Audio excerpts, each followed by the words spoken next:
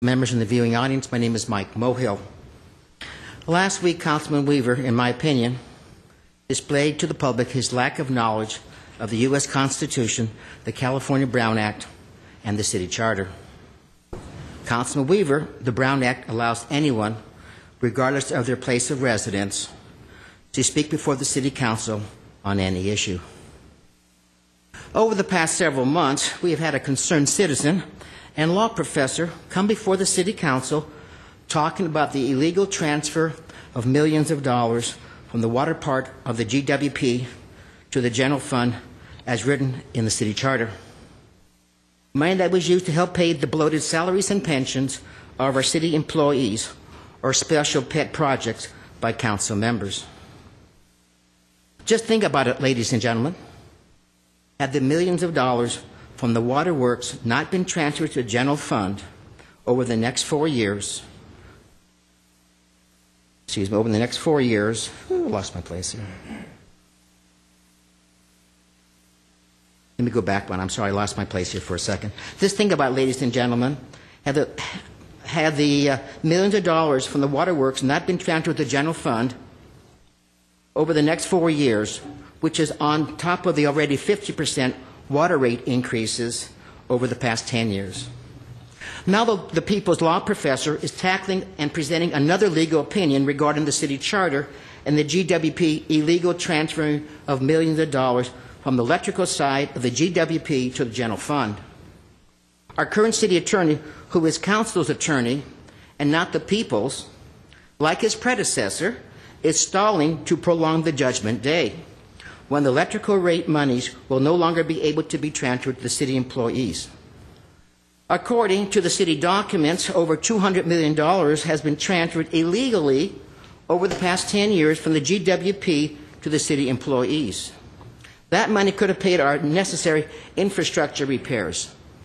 Instead, we have millions of dollars of needed infrastructure repairs on hold and new bond obligations. Thank you, Professor Zavos, for bringing to the ratepayers' attention the illegal money transfers from the GWP into the pockets of our union employees.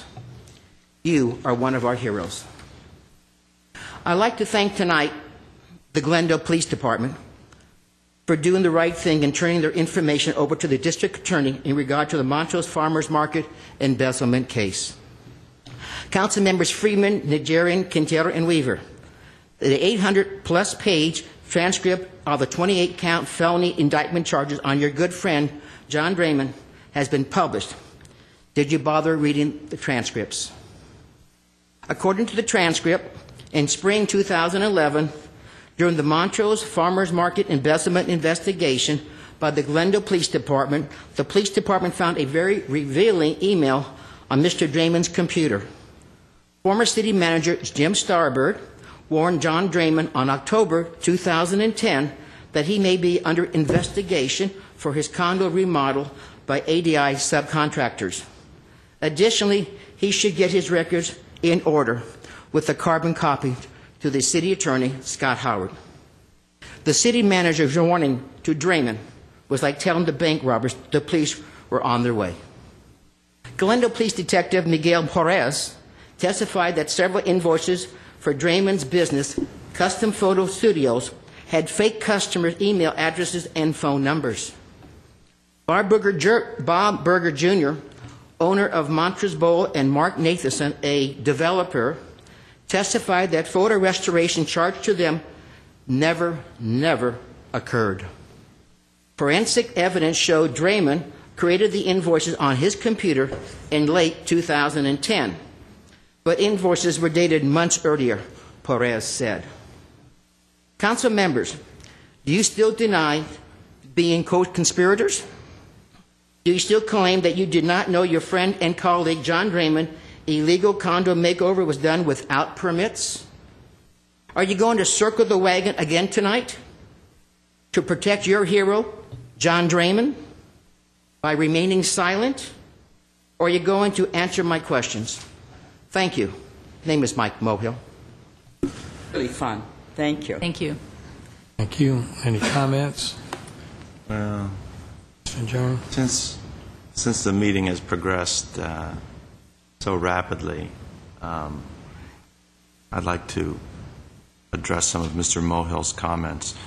And, you know, we can talk about transfer from the utilities to the general fund. That's clearly a legitimate discussion that we can have. We can talk about pensions and pay and appropriate levels of compensation and the budget, and that's perfectly okay. But, you know, we've got to clear the air of the stench of his scurrilous accusations against this council. We just can't let it lay out there, stinking up the room. I did read the 800 pages of the grand jury transcript.